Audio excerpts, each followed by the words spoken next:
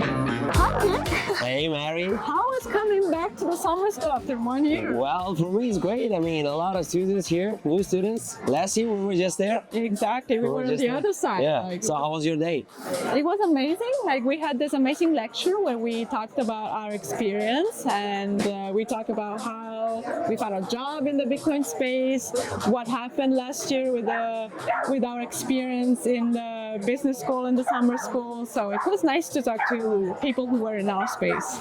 Definitely. And I just wish the best to them because, like, I see a lot of energy in them, and, like, especially today, a lot of questions from them.